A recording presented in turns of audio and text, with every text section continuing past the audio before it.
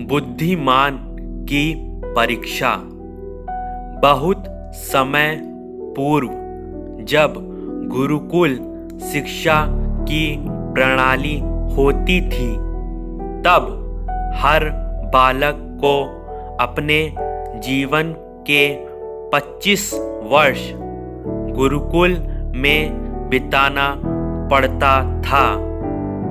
उस समय एक प्रचंड पंडित राधे गुप्त हुआ करते थे, जिनका गुरुकुल बहुत प्रसिद्ध था, जहाँ दूर दूर के राज्य के शिष्य शिक्षा प्राप्त करने आया करते थे। बात उन दिनों की है जब राधे गुप्त की उम्र ढलने लगी थी और उसकी पत्नी का देहांत हो चुका था। घर में विवाह योग्य एक कन्या थी। राधे गुप्त को हर समय उसकी चिंता सताती रहती थी।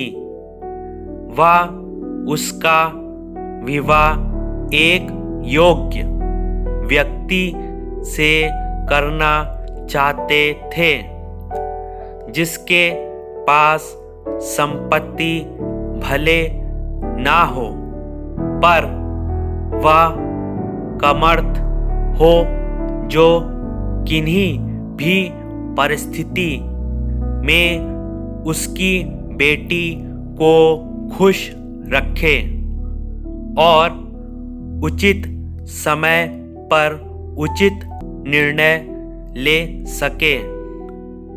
एक दिन उसके मस्तिष्क में एक ख्याल आया और उन्होंने इस परेशानी का हल सोचा कि क्यों ना वो अपने खुद के शिष्यों में से ही योग्य वर की तलाश करें। उनसे बेहतर उनकी बेटी के लिए और क्या हो सकता है। इस कार्य के लिए उन्होंने बुद्धिमान की परीक्षा लेने का निर्णय लिया और सभी शिष्यों को एकत्र किया। राधे गुप्त ने सभी से कहा कि वे एक परीक्षा आयोजित करना चाहते हैं, जिसमें सभी की बुद्धिमानी का परिचय होगा। उन्होंने सभी से कहा कि उन्हें अपनी पुत्री के विवाह की चिंता है, जिसके लिए उनके पास पर्याप्त धन नहीं है। इसलिए वे चाहते हैं कि उनके शिष्य विवाह में लगने वाली सभी सामग्री कैसे भी करके एकत्र करें, भले उसके लिए उन्हें चोरी का रास्ता चुनना पड़े, लेकिन उन्हें चोरी करता कोई भी देख ना सके। इसी एक शर्त का पालन सभी को करना है। अगले दिन से सभी शिष्य कार्य में जुट गए। रोजाना कोई ना कोई तरह तरह की वस्तुएं चुरा कर लाता और राधा गुप्त को दे देता। राधा गुप्त उन्हें एक विशेष स्थान पर रख देते, क्योंकि परीक्षा के बाद यह सभी वस्तुएं उनके मालिक को वापस करना जरूरी था, क्योंकि वे अपने शिष्यों को सही ज्ञान देना चाहते थे।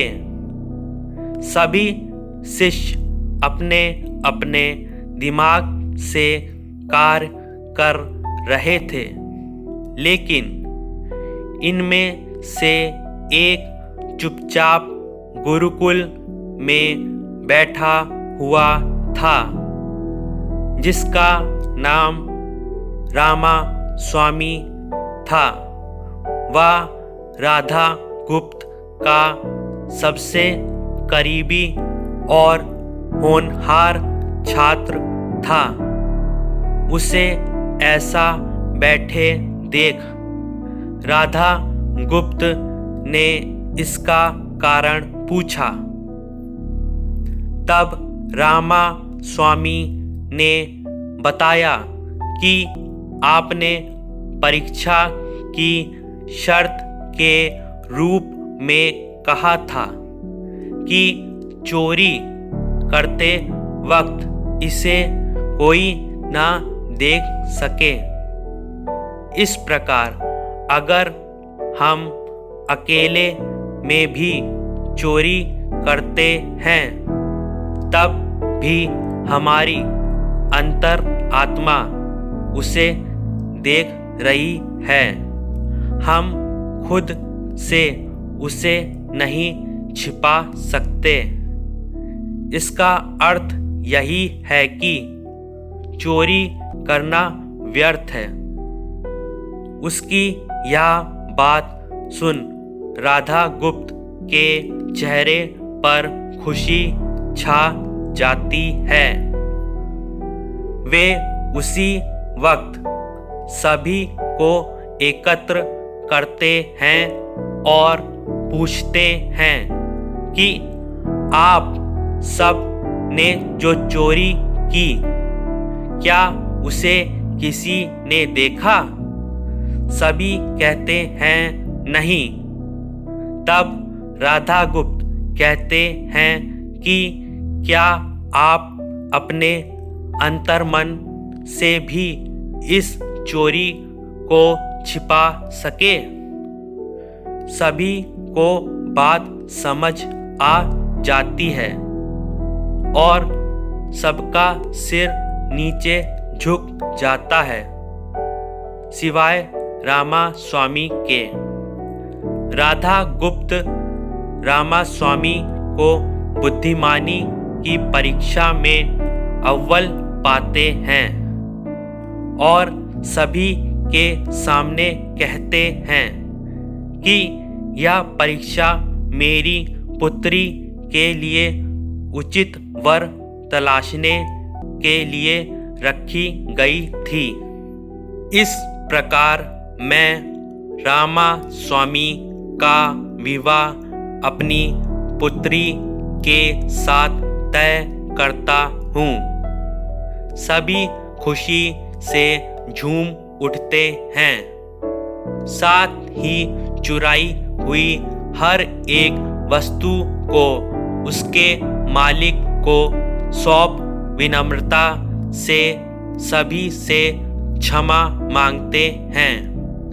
आपके सामने हाथ जोड़ता हूँ, कृपया चैनल सब्सक्राइब, वीडियो लाइक और शेयर कर दीजिए। बहुत मेहनत करता हूँ।